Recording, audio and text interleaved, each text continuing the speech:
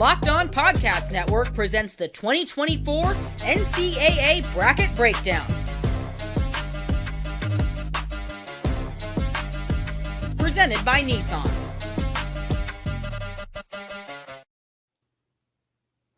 Welcome into the 2024 Locked On Bracket Breakdown. I'm your host, Tenitra Batiste, alongside me and our co-host of Locked On College Basketball, Andy Patton and Isaac Schade. We aren't here just to break down favorites and upsets, although there will be a lot of that. We're also here to walk you step by step through filling out a winning bracket for your office or friend pool. We'll have local insight from across the field of 68, as well as gambling advice from our Locked On Bets insider. So break out your pencils and paper brackets. It's time for some madness. The 2024 Locked On Bracket Breakdown is brought to you by Nissan. Are you the kind of driver that likes to push things a little further? Ever wonder what adventure could be around the next corner? Take the Nissan Rogue, Nissan Pathfinder, or Nissan Armada and go find your next big adventure. Check them all out at nissanusa.com. Now let's get to it. Let's get to the brackets, starting with the left side. Okay, guys, real talk.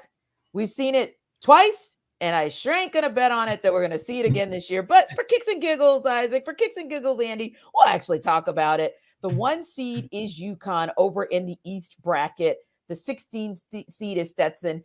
And let's go ahead and talk about that 8 and 9 seed as well. Florida Atlantic being in that 8 spot and 9 with Northwestern. I probably am going to get a thumbs up from both you, Andy, and you, Isaac, about that 1 and 16 and UConn moving on. But just to make sure, tell me your thoughts on the 1 and 16 as well as the 8 and 9.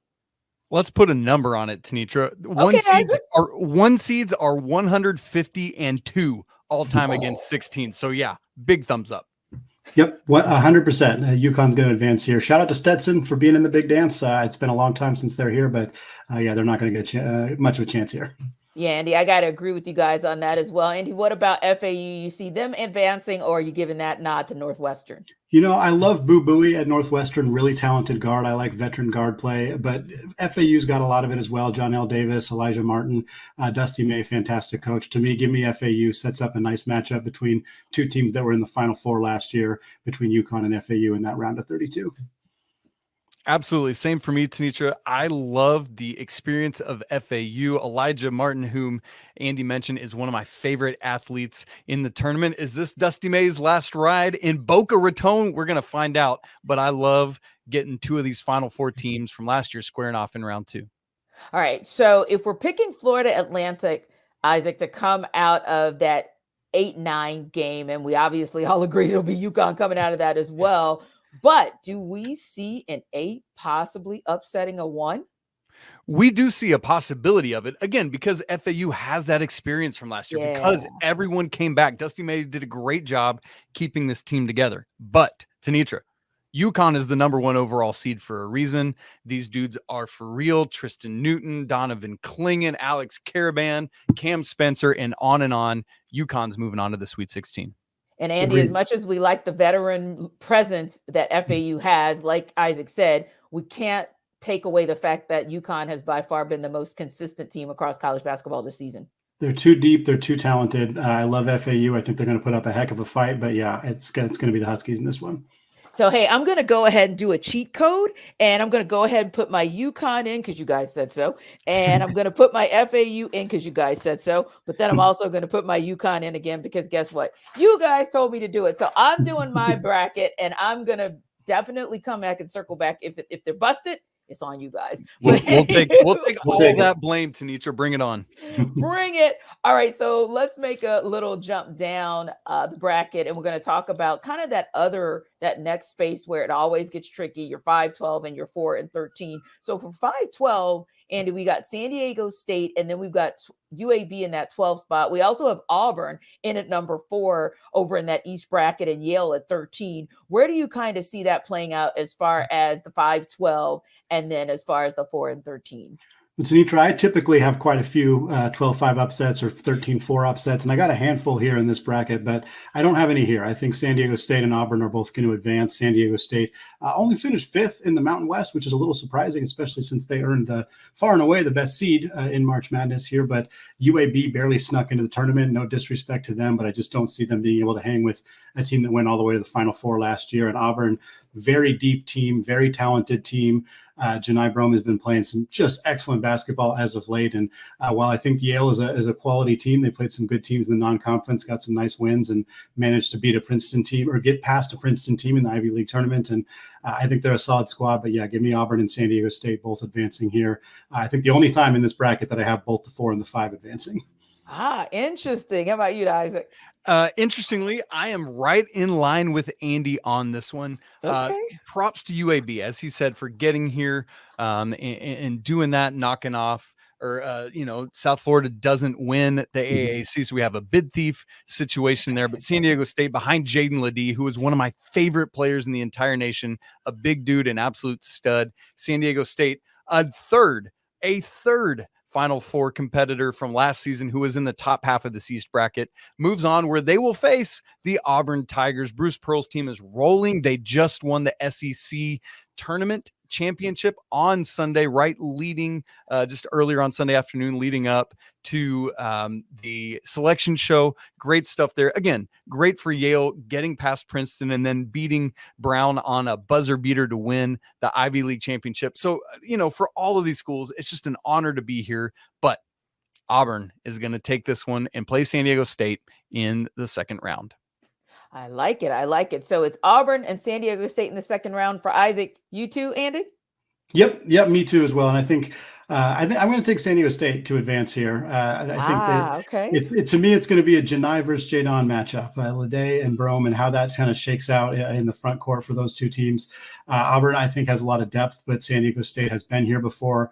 A lot of guys back from a team that went all the way to the Final Four. Brian Dutcher's a phenomenal coach. I think the matchup between him and Bruce Pearl going to be a fun chess match on the sidelines. But give me the Aztecs being able to advance here. So Andy, this is where you're so stinking wrong. Ooh. Auburn moving on past the Aztecs. They can't make it back to the Final Four this year. Auburn's rolling on. You talked about how great Janai Broom's playing, and then you poo-pooed it with Jaden Ledee. Janai Broom, Jalen Williams. The Tigers are rolling on where they will face UConn. I know we're not getting there yet, but man, what a fun matchup that'll be. Definitely Auburn and not the Aztecs of San Diego State. Interesting. So we finally have some shots fired on our bracket breakdown. I love it. I absolutely love it. So it's interesting because this is always kind of where things start to separate and where you kind of get those upsets, right? So speaking of that 5-12 upset, for advice on betting those 5-12 upsets, here is our Locked On Bets Insider. This is Lee Sterling with Paramount Sports, your Locked On Bets Insider. Everyone loves to watch and bet the number 5 and 12 seed games. Why? The number 12 seeds have gone 53-99, almost 35% since the field was expanded to 64 teams in 1985. My top 2 number 12 seeds to win straight up this year, James Madison, money line, plus 175 versus Wisconsin. I think Wisconsin's energy is going to be sapped up after playing Purdue and also Illinois in the last 4 games straight here. The Duke's 31-3. They average almost 85 points per game. And Grand Canyon, money line also, plus 175. Bryce Drew's team, 3rd appearance here in 21 and 23. I expect them to perform better and get at least to the 2nd or 3rd round. They're a top 50 scoring defense and offense here. Take a money line. For more insight and game selections, make sure to follow me on social media at Paramount Sports and check out ParamountSports.com. So guys, let's go down the rest of this East bracket and let me see where you kind of land there as well. Another one that oftentimes is an upset special is the 6-11. You got BYU and Duquesne that are going to be duking it out, no pun intended. Andy, which one of those teams are going to come out of that matchup? And then, of course, we got the Fighting Illini, number 3 Illinois at number 14 against number 14 Morehead State. Who ends up moving on from that duke out, that matchup? I'm really chalk so far on this bracket. I got both BYU and Illinois advancing here. Duquesne, kind of like UAB, they snuck into the tournament by winning, by stealing a bid. I think they're a good team. They were one of the better teams in the A10 at the early part of the season. They sort of struggled down the stretch, carried some momentum in here, but I think BYU is a bit underseeded as a 6th seed. I think they're going to roll here. Illinois playing some really good basketball as of late. Really nice run through that Big Ten tournament. Morehead State, I don't think is going to be able to hold much of a chance here against Illinois. And I got another chalk matchup here, 3 versus 6 in the second round. Yeah, Isaac, it was such a crazy weekend and such a crazy championship week. That Illinois-Wisconsin game was one of the few I actually got to watch, and I was pretty impressed by what Illinois was able to do. Oh, that's right. Terrence Shannon Jr. scored a career-high 40 points this weekend in one of the Big Ten games. Great stuff. They're rolling. He, along with Marcus Damask, is just such a dynamic 1-2 punch for the Illini. Yes, I have them over Morehead State as well. And in that first game, BYU as well. Now, something to keep in mind with BYU, there is a lot of potential back and forth for them because they rely so heavily on the 3-point shot. Yeah. When it's going down, it looks good for Mark Pope's team. When it's not, things can be a little bit different, especially when they're not playing at that elevation like they do at Provo. But shouts to Duquesne. As Andy said, that A10 was one of the wildest tournaments we had last week, where all 4 of the top 4 seeds lost in the quarterfinal rounds. But a great run for Duquesne, but it ends here. And then we get BYU and Illinois in the second round. Andy and I, once again, with the chalk, and we apologize. It's okay. It's fun. It's kind of fun when you guys disagree, but it's kind of cool when you guys agree too, because it means that we're kind of lockstep in what we see. But now here it comes, and whether or not you're going to agree once again, are we talking Illinois, BYU? Who moves on? Which way we going? I'm going with Illinois. I think Andy. BYU is going to have a tough time defending up against Coleman Hawkins and against the guards, like Isaac mentioned, with Damask and Terrence Shannon Jr. And they're too reliant on a 3-point shot. I think Illinois has got enough length to be able to slow them down, make life a little bit difficult for the Cougars. I think they'll put up a good fight, but I think Illinois has been playing good basketball as of late, and that'll continue and push them into the Sweet 16. Yeah, I agree, Andy. I think that the Coleman Hawkins, Vicini Traore matchup should be a lot of fun inside there. But man, it's just one of those things where if you're Mark Pope, you look at the scouting report and you're like, man, what if we schemed against Marcus Damask and just shut him down? Well, then here comes Terrence Shannon Jr. scoring about 87 points on you and vice versa. So just too much offensive firepower for Illinois. But be advised, folks, Illinois has a terrible defense. They are 93rd at Ken Palm defensive efficiency. That offense, elite 3rd, but that defense could be their undoing, but I don't think it will be yet. I've got them moving past the Cougars. Indeed. And let's look at the final 2 matchups in that East region. Number 7, Washington State, number 10, Drake, and then number 2, Iowa State, number 15, South Dakota State. And you want to talk about some catching fire at the right time and getting hot at the right time. Definitely we could say that about Iowa State. But first things first, Washington State versus Drake. Who you got? Iowa State versus South Dakota State. Who you got? Look, I couldn't go fully chalk for the entire bracket or the entire region here. So I like this Drake team a lot. Tucker DeVries is one of the best players in the country that hasn't gotten as much attention. He's 6th in the country in scoring, really talented power forward. His dad, Darian DeVries, is the head coach at Drake. This team took out Indiana State in the Missouri Valley Conference tournament.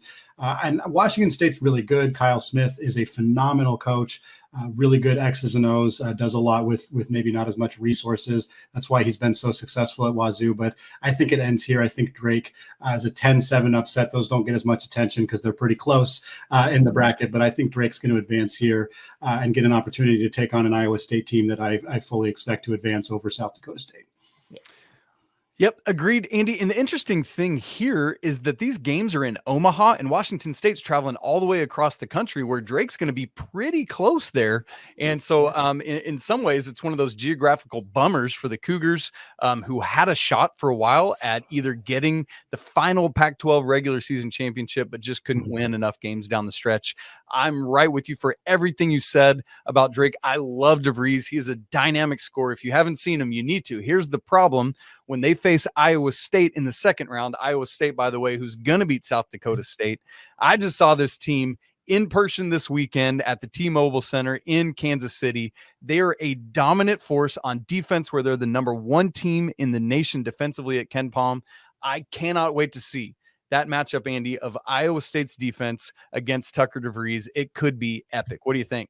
Yeah, I'm with you. I think Iowa State advances there. They're too good. They're too talented defensively, too long, too well coached with TJ Otzelberger. I think Drake's a good team, and I think they have a great chance of being in that round of 32, but I'd be pretty surprised if they find a way to pull off an upset and get into the Sweet 16. Yeah, and that's a great call about location, because when you think about UConn, it's like, yeah, you're just going to travel down to Brooklyn, not a big deal. Mhm. And that's, that's one of the positives and one of the pluses of being that number one seed overall. You kind of put in position to hopefully get you to the Final Four. So that'll make for interesting, even if FAU does get there. They're talking about traveling to Brooklyn. And then, of course, you've got the next round, as we called it here, San Diego State and Auburn will be in Spokane. And then, of course, if it goes BYU or Illinois, or however that one goes, we're looking at Omaha. So, yeah, it'll be interesting to see how those locales and those fan bases traveling for support, how that could impact how those teams play as well. So we'll definitely be taking a look there. Yeah, now, it's interesting, Tenitra, that whole bottom half of the East is all in Omaha. Both of those yes, I thought together. that was intriguing too. Yeah, and so they would have already seen, whoever comes out of those two games will already know what they have as they head off to Boston the next weekend for the East Regional. So that's going to be really interesting. Something that we neglected to mention here so far is that 4 of the 6 power conference tournament champions are all in this bracket. As we already talked about, 3 of last year's Final Four teams are all in this bracket. So a lot of postseason experience, going to be really interesting in this East bracket. We'll see what it means for the reigning national champion UConn Huskies. So let's go down to the West bracket. Of course, those teams are going to be playing in Charlotte, Spokane, Memphis, and Salt Lake City. And at the top is your 1 seed in North Carolina that's going to play either Howard or Wagner at the 16, and number 8 Mississippi State takes on number 9 Michigan State. So Andy, North Carolina has been interesting. So I'm just going to fall back as a North Carolina fan. Isaac, I'm just going to fall back as a North Carolina fan, because sometimes they really traumatize me. And I'm going to let you guys at least make me happy and say they're going to get out of that first matchup against the 16. Yeah, no concern about them not advancing past that first round game. Yeah, I think we're feeling pretty confident about that. In that second game, you got Mississippi State, Michigan State, and it's hard to bet against Tom Izzo in March. This team has been a colossal disappointment. They started the season as the 4th-ranked team in the country. They're getting a 9 seed, and some people thought that was even more generous than maybe they should have gotten. But that team's got a lot of depth, a lot of talent. I think they're going to advance past Mississippi State and Coach Chris Jans' team, but setting up a North Carolina, Michigan State 1-9 matchup, kind of interesting to see those seed lines next to those 2 teams as 2 of the biggest powerhouses in college basketball. Yeah, Howard and Wagner are the 2 lowest rated teams in this entire field of 68. Whoever wins, congrats to them. They get some money for their conference, but North Carolina is running over either of them. I've actually got Mississippi State moving on past Michigan State. I love Chris Jans' defense. This team, they've got Tolu Smith, who wasn't able to play the beginning of the season with an injury. Now he's back. And boy, if that's able to happen, what an interior matchup we would have with he and Armando Baycott in round 2. I cannot wait to see the big boys go at it.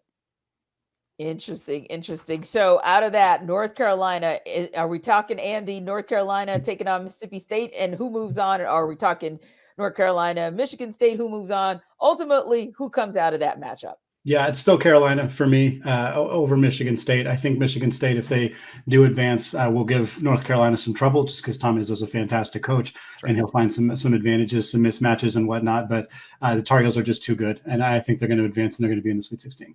Yep. Okay. Andy and I chose different teams to come out of that 8-9 game, but the result of the second round's the same. Tar Heels are moving on. They got humbled a little bit in the NCAA or the ACC tournament on Saturday night against NC State. Tenitra's wearing her red glasses to prove it. And, but North Carolina is going to be locked and loaded. They're moving on to the Sweet 16. Indeed. So let's talk about one of the fun ones. At least it's been fun for me. It seems like every time I tune in to watch that 5 seed St. Mary's, they're winning a game. So they've been fun to watch the entire season. And then they'll take on the 12 seed Grand Canyon. Alabama's in that 4 spot, and Charleston is the number 13 seed. Where do we see those 2 matchups landing, Isaac? Well, I went back to the chalk, and it's so funny, even though we have all these 5-12s we know we're supposed to pick. St. Mary's, who had a difficult troubling start to the season, has really figured it out, ended up winning the West Coast Conference regular and conference tournament championships. And so I know Grand Canyon is a great team with Bryce Drew as the head coach, a man who has one of the single greatest shots in NCAA tournament buzzer beating history. But St. Mary's for me is moving on in this one, where they will play the Alabama Crimson Tide. Nate Oates and his team. I love what Charleston brings to the table, but Alabama just too much. And so we're going to get St. Mary's and Bama in the second round. Isaac, it is my turn to chastise you for your picks here. Dang it. I not only didn't go chalk for one of these, I didn't go chalk for either of these. I got a 12-13 matchup in the second round here. Give me Grand Canyon over St. Mary's. The Gales lost Joshua Jefferson, their starting power forward, about 2 weeks ago. They did manage to beat Gonzaga once without him, but they lost badly the other time these two teams played. Mason Forbes has stepped into the starting lineup. He is offensively pretty anemic, great defender, great rebounder, doesn't do much offensively. Feels like they're playing 4-on-5. I think Grand Canyon and Bryce Drew can exploit that. Tyon Grant Foster is one of the best mid-major players in the entire country. I think St. Mary's going to have trouble with him. And on the other side here, Alabama just doesn't defend anybody. One of the worst defensive teams at that Power 6 level that we've seen all year long. Charleston is an incredibly well-coached team. They're a disciplined team. They're a 30-win team last year. I picked Charleston to be a 12-5 upset last year. The team that they played last year was San Diego State, who went to the Final Four. So if I jinxed it and I'm sending Alabama to the Final Four, I apologize, especially to our leader, Zach Blackerby, the host of Locked On Auburn. But we will see if that happens. But I think we could be seeing a fun mid-major matchup between Grand Canyon and Charleston in the second round there.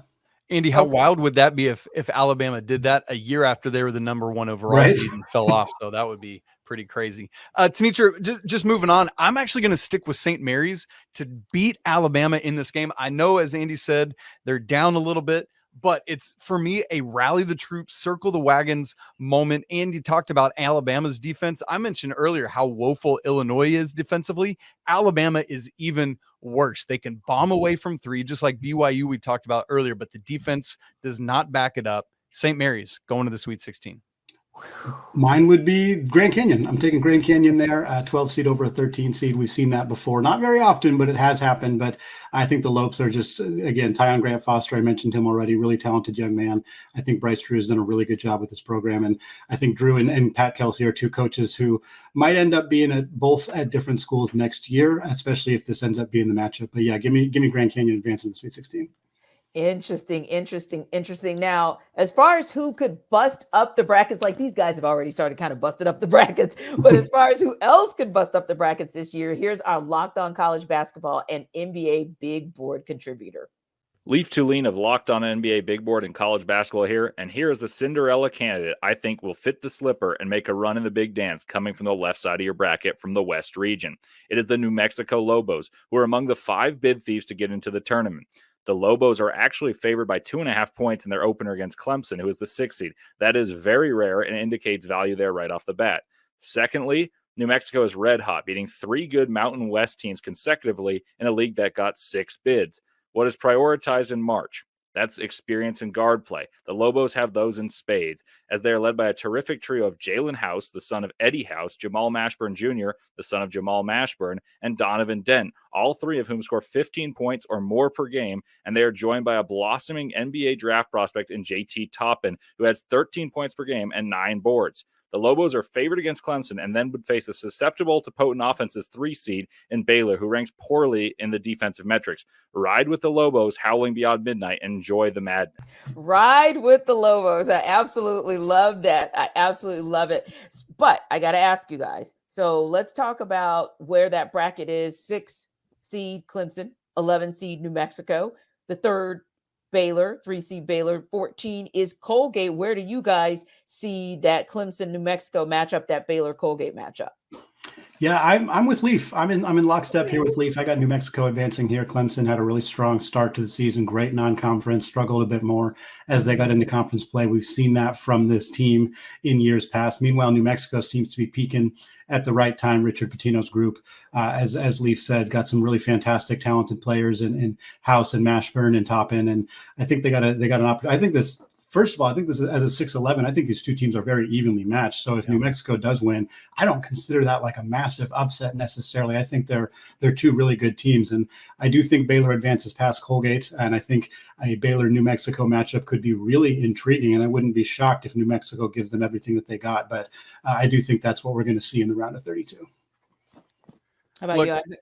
Well, here's the thing. I love Leaf and I love my man Andy, but they're wrong here because the Clemson Tigers are going to do work. They've got PJ Hall, a first-team All-American, the most improved player in the ACC conference, in Ian Shufflin, not to mention Joe Girard transferring in from Syracuse, wearing a different color of orange now, the best free throw shooter in the ACC.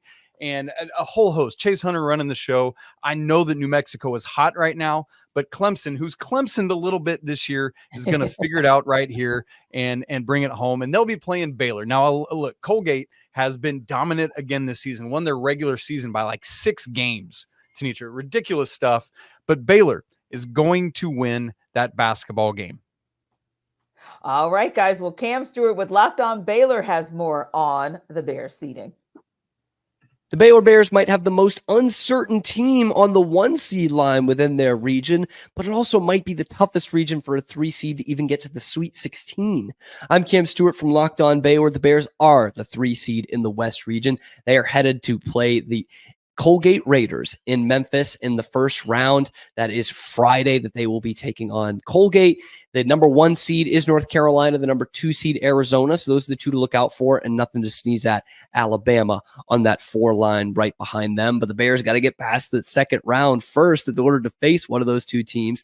Also in the region, Bryce Drew's Grand Canyon Antelopes as the 12 seed going into this tournament. So potentially a huge storyline there. So for all the news to keep up with the Bears throughout the NCAA tournament, go ahead and follow Locked On Baylor, part of the Locked On Podcast Network, your team every day. So that was kind of a positive spin at the end for more coverage on Baylor throughout the tournament. So we're going to go in that. But are we going in that direction as well? I know you guys are kind of on different sides of the fence, whether it's Clemson or it's New Mexico State, but either one of them, Isaac, does either one of them beat Baylor to move on? I do have Clemson winning this basketball game over Baylor. I enjoy Baylor. I like their team. Jacoby Walters, one of the best freshmen in the entire country, but Clemson just too much, too physical for them. And look, while we've got 2 Drews in this region, there's only 1 Pitino in the entire NCAA tournament. It is Richard, the son of Rick Pitino. St. John's didn't make it. Andy, I don't know. Is New Mexico going to get on past Baylor here? I don't have New Mexico advancing here. I think Baylor's too good offensively. They have too many different ways to beat you with Walter, with Ray J. Dennis. Eves Missy has played just incredible basketball for this team, a freshman who's really emerged. And while I like JT Toppin, and I think the Toppin-Missy matchup would be extremely fun if these two teams were to square off, Baylor's got too many athletes. They're extremely well coached with Scott Drew, and I think that they'd be advancing here. Yeah. And then we look to our 7 and 10 seeds where you start to see kind of the tightening up, for lack of a better term, of the competition. And then you've got the 2-15. Now, the 7-10, of course, you've got Dayton, that 7 seed, Nevada, that 10 seed, Arizona as your 2 seed, and a Long Beach State team that still has a coach. Technically, that Monday they kind of found out they wouldn't have as a coach, number 15 Long Beach State. All right, guys. Isaac, who comes out of that 7-10 matchup? Who comes out of that 2-15 showdown? I actually have Nevada winning this one. Dayton has been a little up and down, weird, topsy-turvy for me. Like as highly rated as they've been in the computer polls, just didn't do enough actually winning basketball games. Dayron Holmes, though, one of the best big men in the entire country, is a lot of fun to watch. But I've got Nevada winning that game. And then Tommy Lloyd's team, yes, Long Beach State, what a hilarious story with Don Monson getting fired on Monday and winning the conference tournament over the weekend. But Tommy Lloyd's Wildcats, led by Pac-12 Player of the Year Caleb Love, going to get the win there.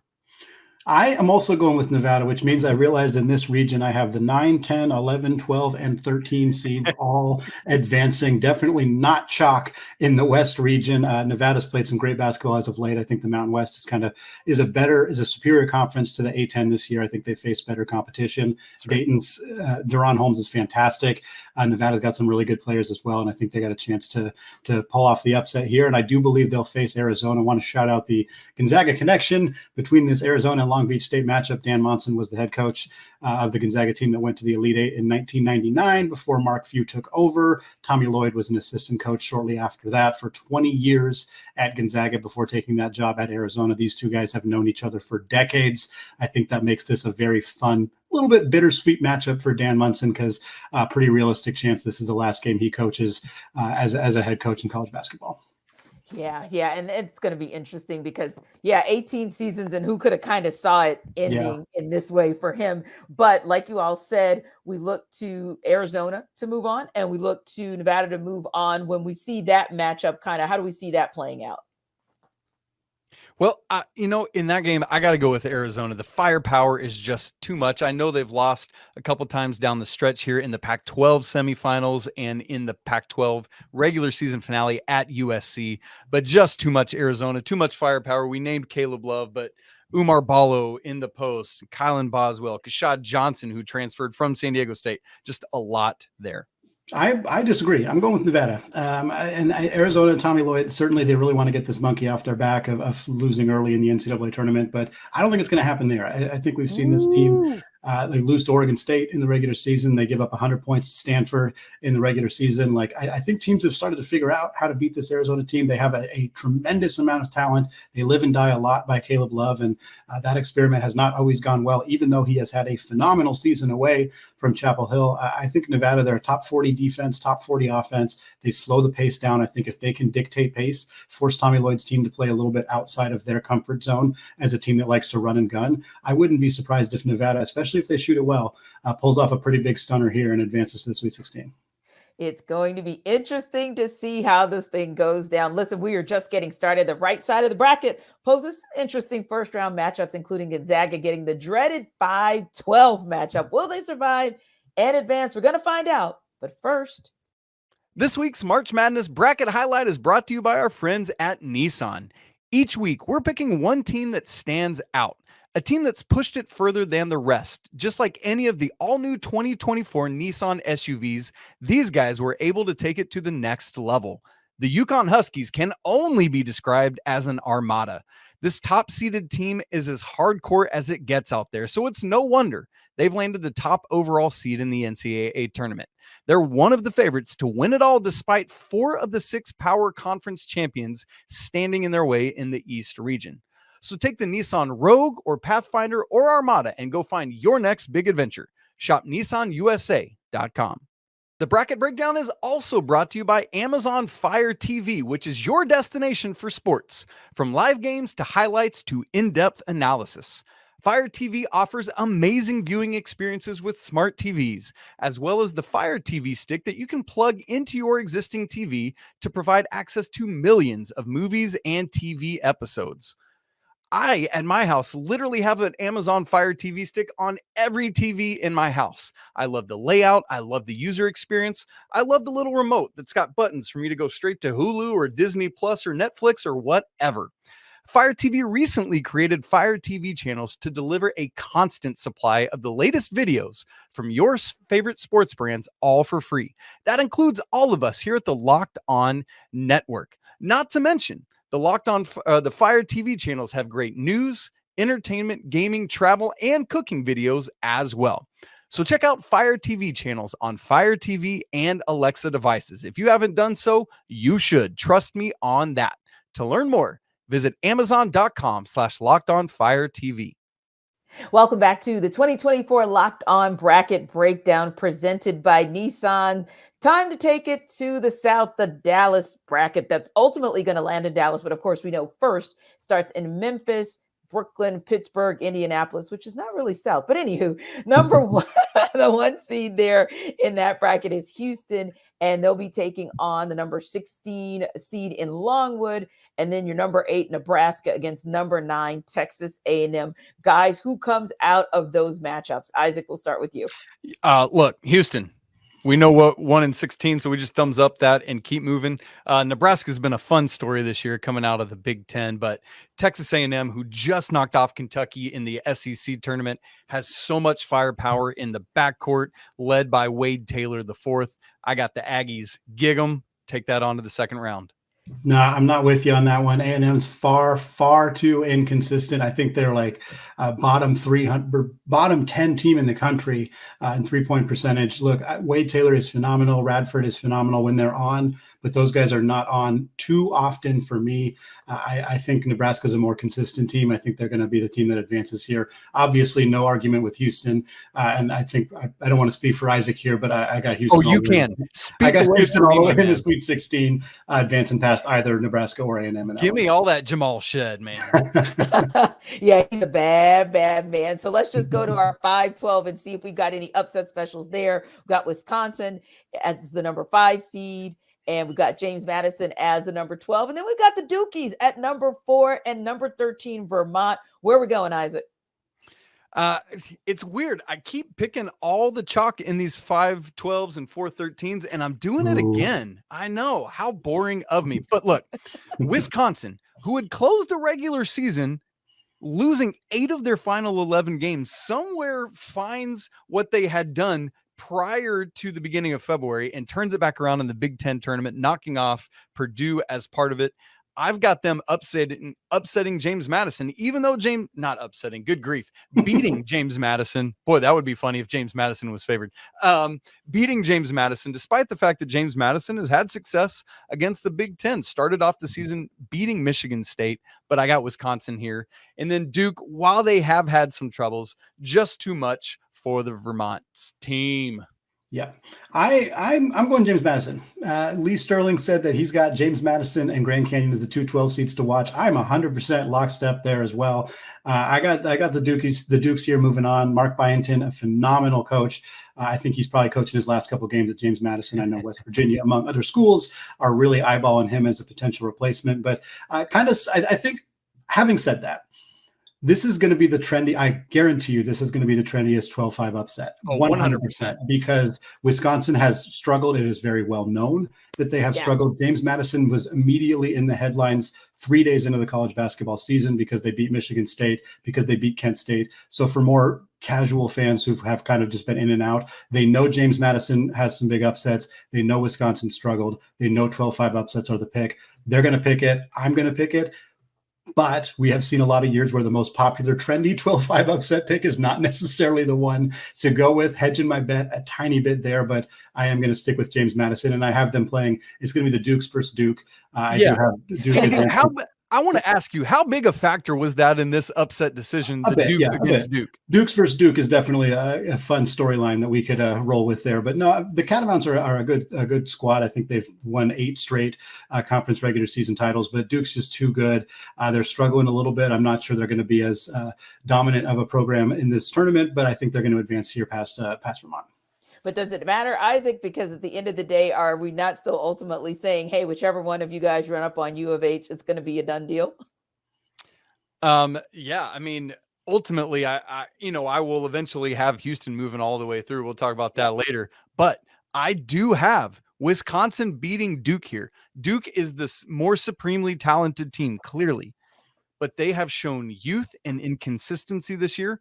Wisconsin is a veteran team. They are methodical. Their offense, typically when we think Wisconsin, what do we think? Bo Ryan, defense. Let's grind to a halt. This Wisconsin team is a good offensive unit. I think they can knock off the Blue Devils, and I have them doing so.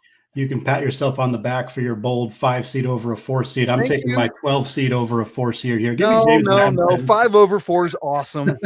Give me James Madison, Sweet 16. Give me the Dukes here. I think they can take him. Kyle Filipowski obviously is a huge storyline for Duke. If he's playing well, if he's doing what he's able to do, I think James Madison's going to have a hard time. But they got 2 really talented, really veteran players. I already mentioned Byington, a phenomenal coach.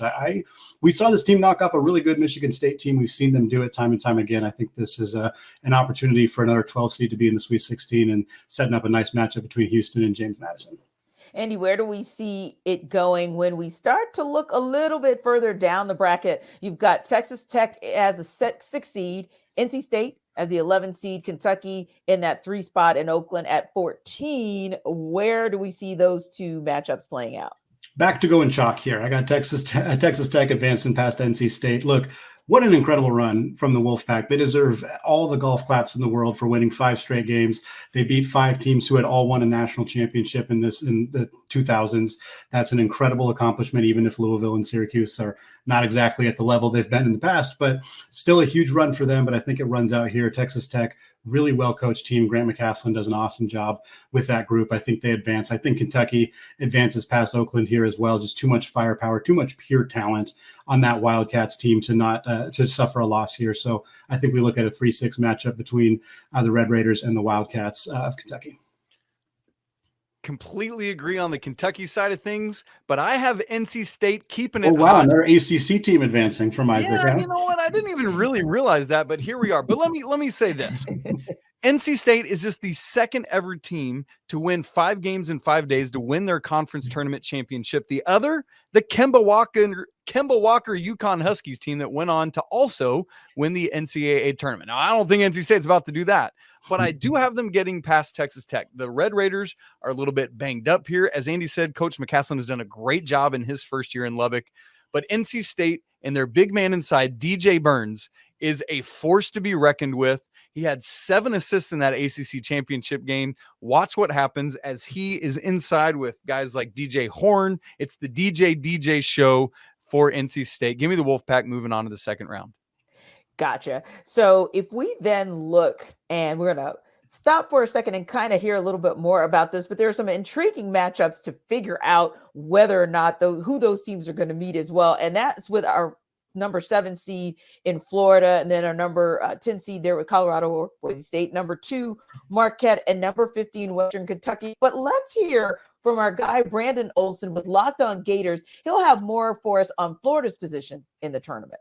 It turns out going 3-1 in quad 1 this weekend and being the SEC runner-up means nothing for the NCAA tournament. I'm Brandon Olson with Locked On Gators. The Florida Gators are the 7 seed in the South bracket and will face either the winner of Boise State or Colorado, and then if they win, they will face off with likely Marquette, Kentucky's in the bracket, Nebraska, Wisconsin, Texas A&M, Duke, and Houston. And the Florida Gators, it's an interesting situation to play the winner of a play-in game on Friday because you don't have all this time to prep. You are coming off a huge injury with Micah Handlockton, who will miss the entire tournament. But the Florida Gators will persevere and show up, and I still don't understand how everybody thought that they'd be a 5 or 6 seed going into the SEC tournament. Then they went 3-1 in quad 1 games, including a loss to Auburn. And somehow the Florida Gators are a 7 seed. For more coverage of the Florida Gators during this entire tournament, check out Locked On Gators, your team every day. So Brandon has made his case for his Florida Gators. They're, like we said, the number 7 seed versus either Colorado or Boise State at number 10. Isaac, who do you think's coming out of that matchup? And then, of course, we've got Marquette versus Western Kentucky, the 215 seed. Well, Brandon's right. What happens in the SEC tournament often doesn't show much to the selection committee, it seems, year after year. I've got the Slash winning this basketball game. Whether it's Boise State or Colorado, I think either of them will knock off the Gators. I hate the loss for Micah Handlockton in the SEC championship game. Boise State is underseeded. They should have been ranked more highly, as we've said about a couple Mountain West teams. Colorado has so much talent. KJ Simpson, Cody Williams, another one of the best freshmen in America, Tristan Da Silva. This threesome can really put it together. They've struggled with some consistency this year, but I honestly, truly like either of these teams to beat Florida. And then Marquette, Tyler Kolek is ready to go according to Shaka Smart. We'll see what happens this week, but they're going to beat Western Kentucky. Yeah, I hate the hand locked in injury for Florida. I'm curious if that made an impact on them getting seeded at a 7 when, yeah, I can totally understand BO's argument for them being a 6, maybe even a 5 seed. But Todd Golden, phenomenal coach for the Gators. He's a very analytical mind, I think takes a lot of research. I think the fact that he won't get as much time to prep for his opponent is something that could impact the Gators.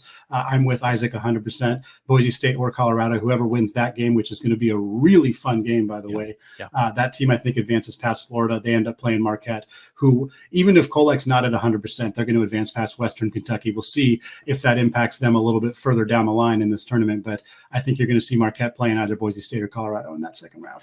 Okay. And when we go to that second round, where do we go from there? Because we're still looking to see who's going to meet the Vaughn at U of H. But where are we going in that second round? Who moves on from there, Andy?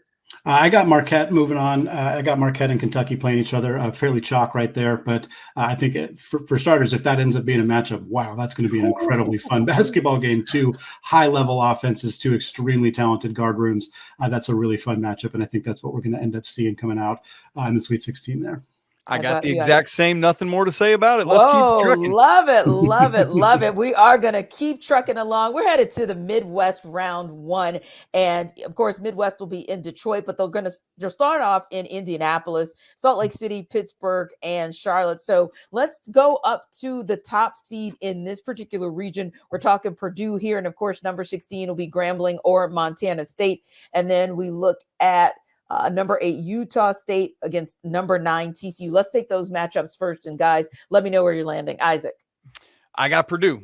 It ain't going to be last year, baby. They're moving on. No sweat, no worries at all. And then Utah State Aggies. Man, what a story they have been this year. Great stuff. The 8 seed Utah State Aggies moving on to face Purdue. It's not going to be the same story for Purdue. I'm with you. I would love it if Montana State and Utah State advanced, because Montana State's coach, Danny Sprinkle, took the job at Utah State last year. That'd be kind of a fun storyline, but it's not going to happen. Purdue is advancing. I do also have Utah State, the Aggies. I think they were underseeded, like we've talked about with a handful of Mountain West schools. It's the team that was in first place in the Mountain West for the vast majority of the season. 8 seed felt a little bit disrespectful in my mind. Really talented program there, and I think they advanced past TCU. And do we see Purdue or Utah State coming out of that matchup? Oh, it's going to be Purdue. I love Utah State. I'm excited about the matchup inside between one of the best names in college basketball, Great Osobor, against Purdue's National Player of the Year, presumptive dude, Zach Edey. But those sophomore guards have grown up. Purdue moves on to the Sweet 16. No, I'm picking a stunner here. I think Utah State would need a great performance from Osobor, but I think they could get it. I think Purdue, I know they're kind of the team that you can dunk on a little bit because of the loss of the 16 seed last year, but we've seen Purdue be susceptible to some teams that can play the style that Utah State can play. They're a really well-coached team. They can pack it in, force Zach Edey to get rid of the basketball, force those guards to beat them. I do agree with Isaac. Those guards are vastly improved from where they were last year, Braden Smith and Fletcher Lawyer. But apologies to the Lawyer family. That's right. Yeah, big apologies this time. I think Utah State is going to send a message that the Mountain West deserves to be a little bit better seeded, and I think they're going to advance here and shock the world. And you can't pick all the 1 seeds to be in the Sweet 16 every year. That's no fun. So I think this is the opportunity where Purdue could fall a little early, and certainly that would continue the reputation that Matt Painter has unfortunately already gained for not being able to win in March. Yeah, and if this is the year where you don't see all the ones get to the Sweet 16, I mean, nobody would be shocked. It's been cray-cray before we even got to March Madness officially. Let's go down to Salt Lake City with the 5-12 matchup between Gonzaga and McNeese, and the 4 matchup between N13 Kansas and Samford. Andy, where are we going? Yeah, I'm staying chalk here. Gonzaga versus Kansas in the second round here. McNeese, great story. Will Wade is a phenomenal coach, takes this job over after everything that went down at LSU. Team went on a 10-game winning streak even before he got back from his suspension. But here's the deal. McNeese played one team that made the NCAA tournament, and it was UAB, who only made the tournament on the legitimate last day because they pulled a surprising run in the AAC. This is just not a team that has played enough talented, experienced teams to be able to be as prepared for this game as they need to be. While I like Will Wade as a coach, give me the Zags. That outside of that loss to St. Mary's in the WCC championship, they were red hot for the last 6 weeks of the season, playing some phenomenal basketball. They have enough size, enough experience, guard play with the way Ryan Nembhard's been playing lately. I think Gonzaga advances. And look, Kansas is susceptible. they're susceptible right now. If Hunter Dickinson and Kevin McCullar, I kept trying to say KJ Adams, if those two guys are not at 100%, even if they play, if they're not at 100%, there's just no depth for this Jayhawks team outside of the four key starters, Adams, Dickinson, McCullar, and Juan Harris. They just haven't gotten a lot of other performances. If those two guys are banged up at all, Samford, they play a unique style of basketball. I think there's a chance here. Having said that, I am picking Kansas to advance. I just think that's a game to keep an eye on. Fair enough. Oh, give me Gonzaga. I thought about some McNeese and Will Wade, but Gonzaga too much, been playing so much better lately. And while I've been going a lot of chalk in this bracket, I will not be going with the rock chalk because the Jayhawks are going to lose to Samford. Buckyball, their pressure style, it's going to get to a short-handed potentially, but definitely no depth Kansas team. What do you do against pressure, which Samford brings literally every possession? You need depth. Kansas doesn't have it. Will Hunter Dickinson be full go? Will Kevin McCullar be full go? We don't know. But even still, the season-long thing has been Kansas struggles at the shooting guard position. Andy and I have talked about that ad infinitum. This is where it comes back to bite them. Buckyball's moving on to the second round.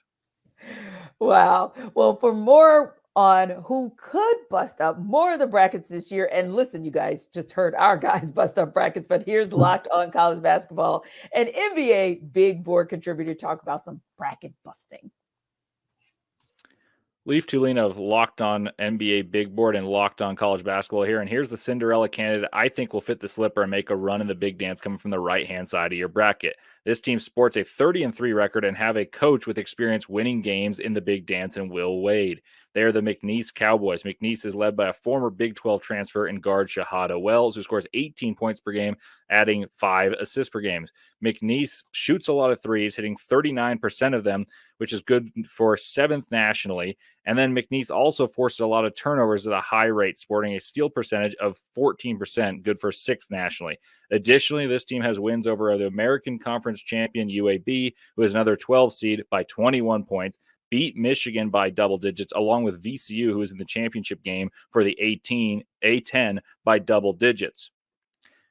They are also well ranked in KenPom and adjusted efficiency on offense and defense, ranking ahead of other teams that made the tournament from high majors. That's really hard to be, and they've done it well. McNeese plays a team in Gonzaga that was supposedly going to be a 6 seed. That is a 5 because BYU does not play on Sundays, so perhaps less warranting the seed line they possess. Gonzaga is a team that is heavily reliant on bigs to score, and McNeese has the ability to disrupt and take the ball away from guards and disrupt the ability to get the ball into the post, which is where Gonzaga makes their hay. And that makes this a very interesting game. The winner then would face either a dilapidated Kansas side that has struggled and could be without their best player in Kevin McCullar should they top the SoCon champs, Samford. Samford also presses a lot and could beat Kansas, so you could see double upset madness coming from this side. Let's see if McNeese can cause chaos and mayhem in Salt Lake City. I'll be at the games expecting to see it. So Leaf is thinking he's giving McNeese maybe a little bit more credit than we did, but ultimately speaking, I want to hear what you guys think about who's coming out of that space to ultimately meet Purdue. I know that you guys are a little bit split there, but tell me from where we were before Leaf started to where we're going to be, who's going to meet Purdue? Well, Andy? Samford wins this basketball game. And why do I have to do this? Because one of my bold predictions preseason was that Gonzaga's Sweet 16 streak would end this year, and it happens at the hand of the Samford Bulldogs. I got to keep my bold prediction rolling, and this is how it's going to happen. How about That's you, why Andy? you have Creighton in the Final Four, right? Oh, you don't. We'll get there later. I got Gonzaga advancing here past Kansas in this situation. Again, Kansas is pretty banged up.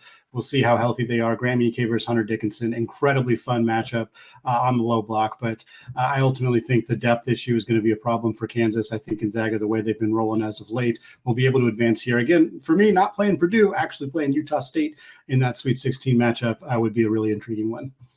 Yeah, interesting indeed. Let's go to the bottom of that Midwest bracket where we see South Carolina at the 6th seed. We see Oregon in at 11, Creighton at 3, and Akron at 14. How do we see those playing out, Andy? Yeah, I'm taking South Carolina and Creighton here. I don't think Oregon's very good. Shout out to them for winning the Pac-12 tournament. But this The is final Pac-12 tournament. Yes, the final Pac-12 tournament. I think Dana Altman saved his job. I think if he had lost any of those games, that he would be one of the coaches we would hear being on the chopping block. But he managed to find a way to get those W's, and now might get an opportunity if they do pull off a win to play his old school at Creighton. But ultimately, I think Lamont Paris and the Gamecocks are going to advance here. Really good job by him this year. This team was not expected to be anywhere near this conversation, and yet they are. I don't think Oregon's got the horses to win this one. Akron, funny story that they got into the NCAA tournament.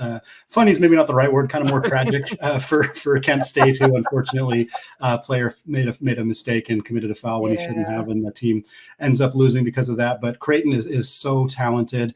They got some depth issues that I think could trip them up a little later in this tournament, but I think they advance here and they end up playing South Carolina. Well, South Carolina, as Andy said, was picked dead last in the SEC preseason poll. They finished tied for second. Great job by Lamont Paris. But I actually have Oregon continuing to ride the wave of their Pac-12 tournament run. And Fali Dante is an absolute dude, 16.2 points per game. Jackson Shelstad is a fantastic freshman for the Ducks there, 13.1 points a game. So they might not have the horses to win this game, but they got the Ducks to win this game, and they're going to do it. See what I did there? But I'm right with Andy on Creighton. Too much firepower from everyone but the guy I call Egg. All righty. So regardless of which one of those teams plays Creighton, whether it is South Carolina or it is Oregon, does Creighton come out of that matchup to move on? I have Creighton coming out. Yeah, I think, again, that the top four guys they have in Alexander and Ashworth and Baylor Shireman and Ryan Kalkbrenner, those two, that group is just so good. And they're not getting a lot of contributions from anybody else, not from Mason Miller, not from Farabello, like some of the other guys. And I think that could trip them up later, but I think they're good enough to advance past South Carolina, such a dynamic offense, high scoring offense, especially when Ashworth is shooting well from deep. So give me the Blue Jays advancing into the Sweet 16. Got nothing different for me. Give me the Creighton Blue Jays. I had them, as Andy joked about, as a preseason Final Four team, and I'm not coming off of that in this game. Well, we will see what Andrew Lyon has to say about that. He is with our Locked On Gamecocks and has more on South Carolina's position in the tournament. The South Carolina Gamecocks are a number 6 seed, and anything else would have been wrong. I'm Andrew Lyon from Locked On Gamecocks. For the first time in 7 years, South Carolina will be going dancing in March Madness. The Gamecocks are a number 6 seed in the Midwest region, which I think is a little bit low. A lot of projections had them as a number 5 seed going to this bracket, but I don't think it's a bad deal at the end of the day. The big dogs in this region are the Purdue Boilermakers, the Tennessee Volunteers, and the Creighton Blue Jays. The South Carolina Gamecocks will be taking on the number 11 seed Oregon Ducks in the first round. The Oregon Ducks won the Pac-12 tournament championship, so they are definitely on a hot streak right now, and they're led by former Gamecock Jermaine Cousinard. For more on the South Carolina Gamecocks, subscribe to Locked On Gamecocks, part of the Locked On Podcast Network, your team every day. Well, we'll see if Andrew is right on that one or if you guys are right on the money with South Carolina. But ultimately speaking, let's go a little bit further down the Midwest bracket where we see Texas, the number 7 seed, taking on either Virginia or Colorado State at number 10. And of course, the 2 seed Tennessee will take on number 15 in St. Peter's. Where do you see those matchups going, Isaac? Well, I took the slashy earlier coming out of the play-in game, and guess what? It's happening all over again. Oh. I know Andy gave me a hard time about the ACC earlier, and so let's fix that because I'm going with Colorado State coming out of that game and beating Texas, who's been underwhelming a year after making it to the Elite Eight. And then, look, St. Peter's won against an SEC team coming out of that 15-2 matchup a couple of years ago when they knocked off Kentucky in the 2022 tournament. It ain't happening this year. Too much Dalton Connect. The Vols are moving on to round 2. I'm with you 100% here. I'm also taking this last year between Virginia and Colorado State, picking both opportunities for those 10 seeds in the play-ins to advance, in part because Florida's vulnerable with hand locked in. And frankly, I think Texas was a bit overseeded as a 7 seed. I don't think they're quite that good. And certainly when they're at full health, they can be really talented. And Dylan DeSue is a big factor for them. But ultimately, I'm taking the slash between Colorado State and Virginia. I think ultimately it is going to be Colorado State. Isaiah Stevens is just such a dynamic, talented, all-around guard, one one of the better mid-major guards in the country. And I think that's what we're going to see advance there. And I do think that team, Colorado State, will end up playing Tennessee. Again, love the Peacocks, love the story. It was a phenomenal run a couple of years ago. The fact that they lined them up as a 15 seed against a dominant SEC team once again is pretty entertaining, but Dalton Connect is too good. I think Tennessee advances here. And Andy, is it Colorado State or Tennessee who moves on? Tennessee. Tennessee is just so good. Rick Barnes has had his issues advancing in the NCAA tournament. There's no secret about that. No surprise there. But what he needed on this roster was a bucket getter type of scorer, along with all the defensive role players that they had around him. They add Dalton Connect. He's the perfect piece alongside Vescovy and Ziegler and Jonas Adu and everybody else on that roster. And I think we've seen them be susceptible to some losses at times, but ultimately when this team is on, they're really, really good. And I think they're going to find a way to play themselves into the Sweet 16 again. Yeah, shake off the rust of what you saw in the SEC tournament last week. Tennessee wins this game. Colorado State has been just too inconsistent, too up and down this year, particularly in Mountain West play. As great as Isaiah Stevens is, Tennessee has the defense to shut him down and enough offense to get it done. Move on to the Sweet 16. So what's the highest seed we could see make the Final Four, and which number one seed will fall first? We'll give you our picks, but first. The bracket breakdown is brought to you by LinkedIn. When you're hiring for your small business, you want to find quality professionals that are right for the role. That's why you've got to check out LinkedIn Jobs, which has the right tools to help find the right professionals for your team faster and for free.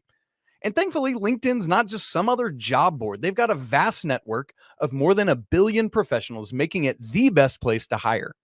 LinkedIn Jobs gives you access to professionals you can't find anywhere else and does all of that while making the process easy and intuitive.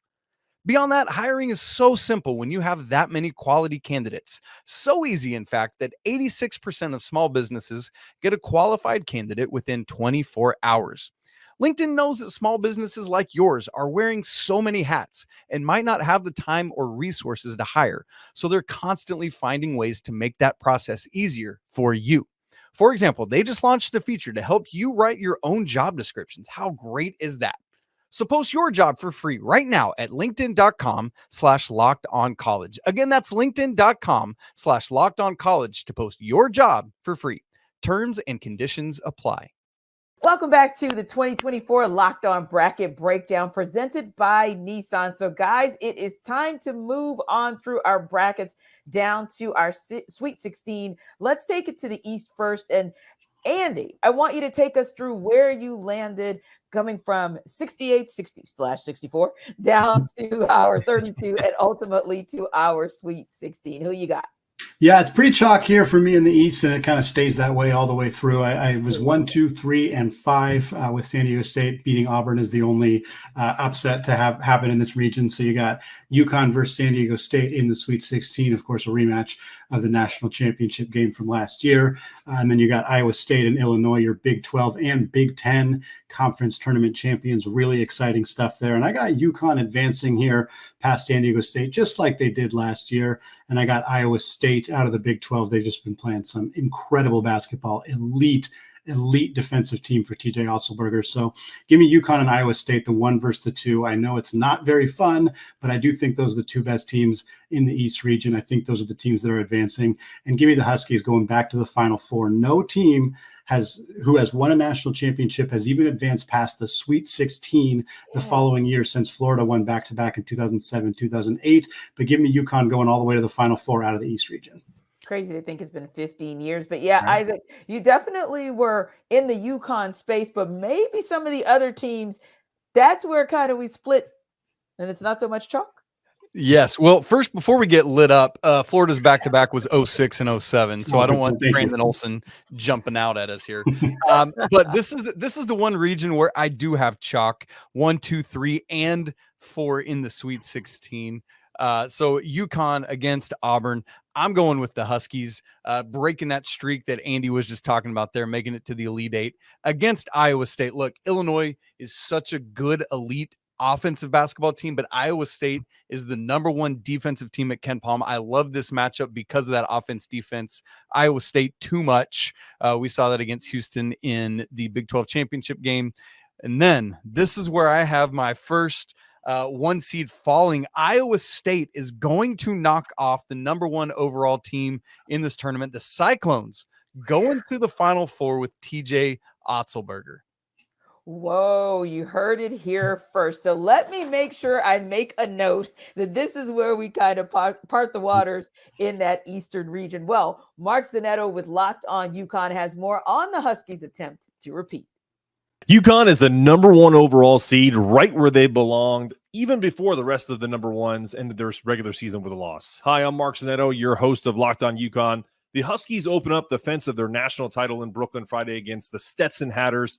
The East bracket has the Big Ten champs, Illinois, the SEC champs, Auburn, the Big 12 champs, Iowa State, the A10 champs, Duquesne, and the AAC champs, UAB. But let's be honest. The reality is, for those teams in every other bracket, it's UConn's dance. No matter how many challenges you put in front of Danny Hurley and his team, nothing is stopping the champs from going back-to-back in Phoenix. Go check out my show daily on YouTube and wherever you get your podcasts. This will be a fun few weeks as we are in the mix for number 6. I love it. I love it. I'll remember those words as well, because I'm interested to see kind of how this plays out for UConn being the number 1 seed overall. That said, let's take it down to LA and look at what's going on in our Western bracket. Isaac, we're going to start with you this time. Take us through from where you are seated with the Sweet 16 and bring us all the way to your Final Four. Yeah, my Sweet 16 had North Carolina and St. Mary's, the 1 and 5 seeds, and then Clemson and Arizona, the 6 and the 2. And North Carolina, look, St. Mary's, Andy talked about earlier, has some injury stuff going on right now. Just too much talent, too much depth and experience for the Tar Heels. RJ Davis, the ACC Player of the Year, a presumptive first-team All-American, takes the Tar Heels to the Elite 8, where they will face their former teammate, Caleb Love, and former assistant coach Steve Robinson against Tommy Lloyd's team. I love this matchup. The backcourt of RJ Davis and Caleb Love going off against each other. The front court of Armando Bacot and Umar Ballo. So much fun stuff. Pella Larson probably against Harrison Ingram. That should be a blast. 2 former Pac-12 player, or 1 current Pac-12 player and 1 former Pac-12 player squaring off. I love this matchup, but I have the North Carolina Tar Heels moving on to the Final Four. I love the North Carolina-Arizona matchup. I think it'd be absolute blast. But I had Nevada upsetting Arizona in that second round. You shouldn't have done that, Andy. You shouldn't have done that. Too late. That's what we got going on. So I have North Carolina taking on Grand Canyon. I have Baylor taking on Nevada. So that's a 1, a 3, a 10, and a 12. A very unique bottom half here of the bracket. Again, it has been a season full of parity. So why not toss a couple double-digit seeds into the Sweet 16? I do got the Tar Heels advancing past Grand Canyon. I think just too much firepower for Hubert Davis's team, too much size in the front court with Bacot and Ingram. And I got Baylor over Nevada for a lot of the same reasons. Baylor's guard room is just so good. They have had their struggles at times defensively, but I think they're good enough on that end of the floor, especially with their explosive offense to advance past the Wolfpack. I got North Carolina and Baylor in that Elite 8 matchup. And give me the Bears here. I know that the defense is an issue for them, and Carolina has been playing some good defense, especially as of late. But I think there's a really fun, intriguing matchup here between those backcourts of Ray J. Davis and Ray J. Dennis. Yes, thank you. I was like, I know I have it wrong there. Dennis and Walter for Baylor, as well as obviously RJ Davis and Cormac Ryan for North Carolina. I think that's a really fun matchup. But give me the Bears advancing here and going into the Final Four. That'd be a fun rematch of the 2022 second round when Baylor was working to defend their national championship. Interesting. So we got a little bit of a dichotomy on who gets out of the West, who comes out of the West, but which teams are high seeds but maybe bad betting options? Here's our Locked On Bets insider to tell you. This is Lee Sterling with Paramount Sports, your Locked On Bets insider, and these are the 3 most overrated teams for March Madness. Number 1 seed, Purdue. They try to feed the ball way too much to Zach Edey, and they miss a lot of key free throws late in games. Number 2 seed, Tennessee. They have arguably the best player in the country in Dalton Knecht, but their second best three-point shooter hits only 38%, but only on about 30 regular season attempts. Number 2 seed, Arizona. This Pac-12 team was playing poor opponents all season long. When they played decent rosters like FAU and Washington State, they had trouble. they have played very few quad one opponents. For more insight and game selections, make sure to follow me on social media at Paramount Sports and check out ParamountSports.com. All right, guys, let's go south. And we know that region is going to land in Dallas, but want to know where you guys are taking it. I think we saw some agreement at the 32 stage when we talked about U of H, and then it started to kind of go in a different direction. So, Andy, I'm going to get you to start us off with where you landed for your Sweet 16 and take us through your Elite 8 and who you got going to the Final Four. Yeah, another double-digit seed for me in the Sweet 16 in the South region. I got Houston taking on James Madison, the Dukes. I got Houston advancing in that one, though. That team is just too good. I think James Madison would be a tremendous story if they got to the Sweet 16, but have a hard time seeing them get past Kelvin Sampson's squad. Then that's chalk after that, 2 versus 3, Kentucky, Marquette. I love this matchup. If Tyler Kolek is 100% healthy and a matchup between Shaka Smart and John Calipari, the incredibly talented guard rooms for both these teams, it's going to come down to how Oso Ighodaro can play for Marquette. If he can cause some problems for Kentucky's front court, I think there's a real chance for Marquette to advance. However, I do have Kentucky because we're not sure on the health for Tyler Kolek. We're not sure how that's going to shake out. I think if this Kentucky team gets red hot with the incredible freshman guard trio that they have in Wagner and Shepard and Dillingham, I think they advance to take on Houston, but the Cougs train is going to keep on rolling. I got Houston in the Final Four. How about you, Isaac? Yeah, I in the Sweet 16, I had Houston, the 1 seed, and Wisconsin, the 5 seed. Too much Jamal Shed, too much LJ Cryer pouring it in from outside. So Houston moving on to the Elite 8. And in that Marquette, Kentucky, I actually hedged the other way that Tyler Kolek will be good to go. Shaka Smart had some comments on Sunday night after the bracket reveal that says everything is trending in that direction. And assuming he meets all those markers this week, he will be back, that his pain has receded. So I do have Marquette knocking off Kentucky. They are too much of a veteran team. I know that they're missing Sean Jones, who is one of their burners and athletes that can help with Kentucky's superior athleticism. But ultimately, Shaka Smart, I just think back to that team flying around against Kansas back in Maui in November. Andy, you remember that? What a crazy game that was. I see that happening in this game, and Marquette's able to move on to the Elite 8 where they will face Houston. But ultimately, too much Kelvin Sampson's team, too much defense, but just enough offense to get past Marquette and go to the Final Four in their first season in the Big 12. Indeed. Did I hear my bracket breakdown team actually come to agreement in one side of the bracket? Whoa, did. I love it. I love it. Let's see what happens in the Midwest, Andy. Talk us through your Sweet 16 on down through your Final Four. Yeah, it's chalk except for one incredibly notable counterexample. Well, I guess two, but certainly Utah State being the upset here, the pick over Purdue, sticking with that. So I'd have them taking on Gonzaga in the Sweet 16. Down at the bottom, it'd be a 2 versus 3 matchup, Tennessee versus Creighton.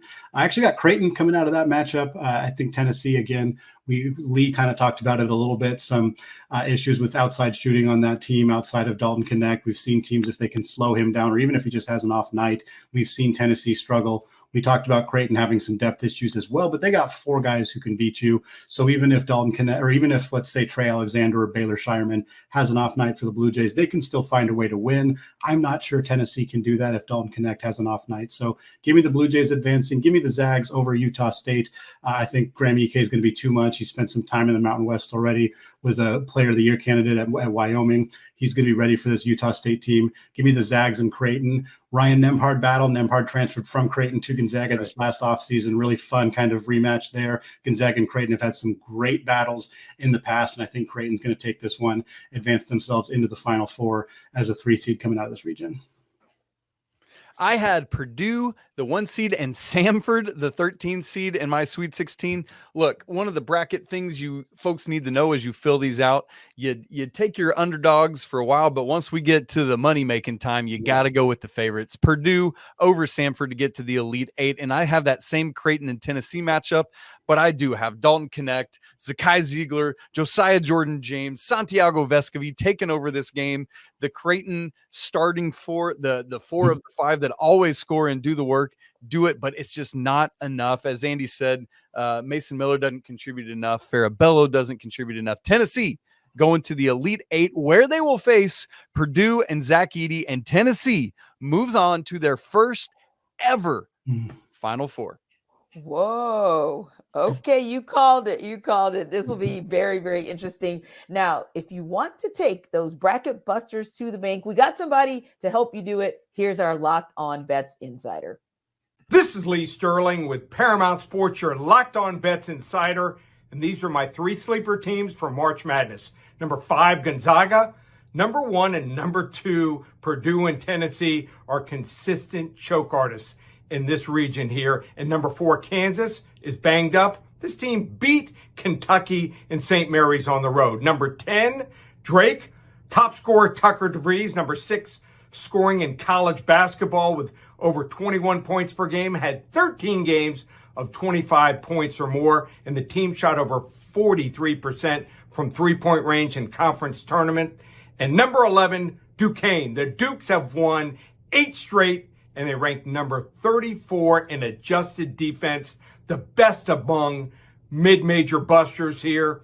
For more insight and game selections, make sure to follow me on social media at Paramount Sports and check out ParamountSports.com. All right, guys, time to put your money where your mouth is indeed. So let's go back to the Final Four one more time and then tell me who you guys got winning it all. So if I go back to the East, if I have it right, I've got UConn. That's Andy. Did I get that right? Yep. And I've got Iowa State. Isaac? That's right. All right, boom. Remember we said that. And then we go to the West, and I've got Isaac. You're picking UNC coming out That's of the correct. West. And we've got Andy with Baylor. Yep. And going up top to the South, it's Andy with U of H and Isaac with U of H, right? Agreement. I love it. I love it. But then we go back to the Midwest and we take it back down to Isaac having Tennessee. And let's see, Andy, you got Creighton? Yep. All right. Time to put your money where your mouth really is. Who's going to be hoisting that trophy, cutting those nets in about 3 weeks from now? Andy, who you got? Give me the Huskies. First time repeat national champion since 2007, not 2008 when Florida did it back-to-back years. This UConn team is so deep. They're so talented. Danny Hurley has this team absolutely rolling. Even at times this year when they had injuries, they never really wavered. They've had very few ugly losses this year.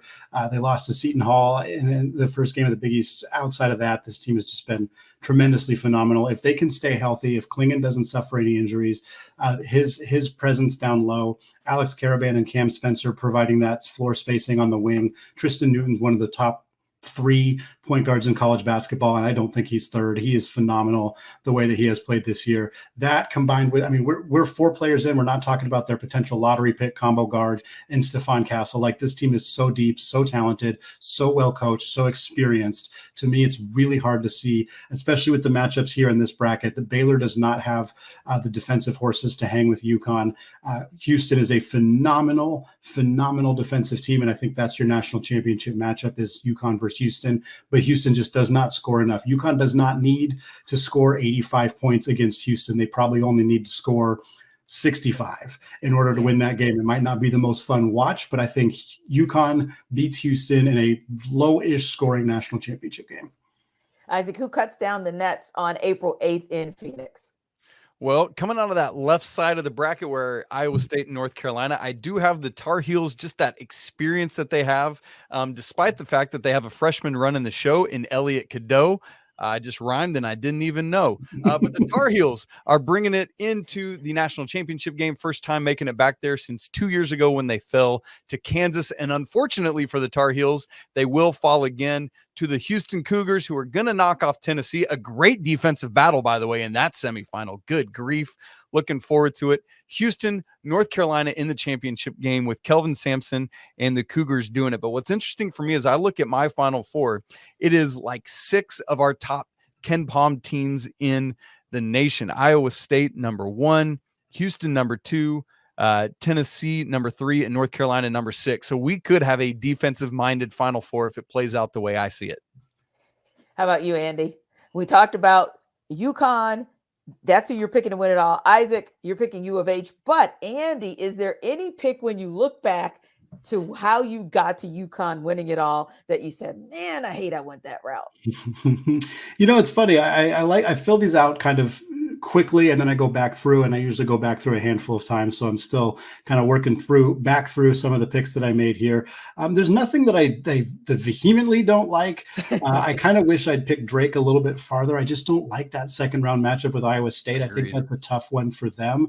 Yeah. I do think Drake is the kind of team, like the kind of mid-major double-digit seed that could advance to the Sweet 16. I have a hard time seeing them do it over Iowa State. So that's kind of the one that's tough. Obviously, Utah State over Purdue is a Hail Mary pick. I don't regret it because I think there's a real chance that we don't have just a bunch of one seeds in the Sweet 16 Elite Eight. This just has not felt like a year where we're going to see a whole bunch of one seeds and two seeds and three seeds all advancing. I think the data, I don't have the full data. We've talked about it a lot on Locked On College Basketball, but unranked teams beating ranked opponents at home was at a sky high rate this year. And so I think we're going to see some upsets. We're going to see some parity in college basketball. And so for me, why not pick a mid-major team, a Utah State team to advance here? I know it's a risky pick, but I'm sticking with it. I think there's a chance that we're going to see some Titans fall early in this tournament. Yeah. And Isaac, how about you? You end with U of H cutting the nets on April 8th. But is there, when you look back across the brackets, is there one where you say, I kind of wish I hadn't gone in that direction? Same kind of thing as Andy. I'm looking, as y'all were talking, I'm looking back at my choices. I don't have really buyer's remorse on anything. I want to keep the house, but there are a couple I could switch around and see, like Baylor beating Clemson. Maybe one would be this. I picked Oregon over South Carolina. I could see the Gamecocks really taking care of business there, winning as they did. What was that? The 2017 season when they knocked off Duke, they were a 7 seed, beat the 2-seeded Blue Devils. And so there's a couple there, but nothing. Obviously Thursday and Friday, I'm going to regret all of this because it's all going to be dead wrong. As Andy's talking about, there's going to be upsets galore. And that's what makes this the single best time of the year. It is. It's like Christmas for these guys here. Thank you so much for watching the 2024 Locked On Bracket Breakdown presented by Nissan. Don't forget to follow and subscribe to your favorite Locked On show as the NCAA tournament progresses. And as always, Andy and Isaac will have you covered on Locked On College Basketball, part of the Locked On Podcast Network, your team every day.